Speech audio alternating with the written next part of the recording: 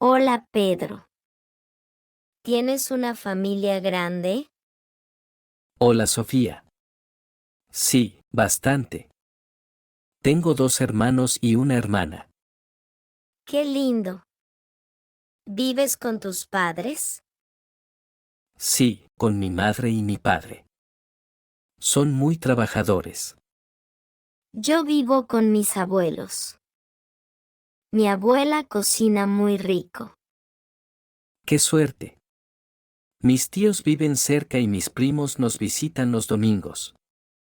Me encanta pasar tiempo con mi familia también. ¡Qué bien! ¿Tienes muchos primos? Sí, 4 primos y una prima. Nos llevamos bien. Genial. Los míos viven lejos.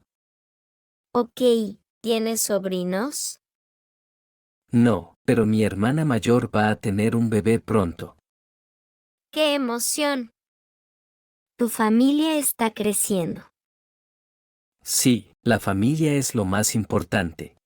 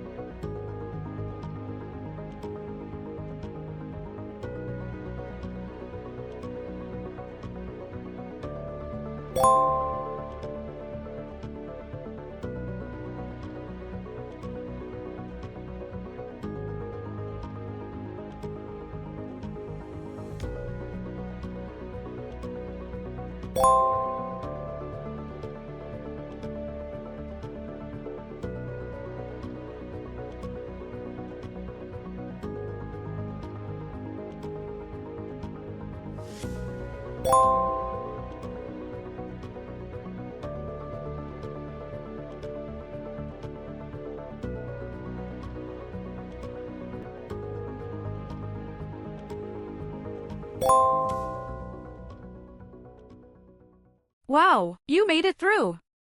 Congrats! Let me know how you did in the comments, or feel free to ask any questions there. If you feel like you need to review everything, go ahead and watch the video again.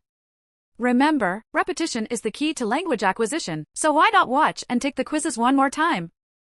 Be sure to check the video description for more Spanish learning content. And don't forget to like, subscribe, and share! See you in the next one!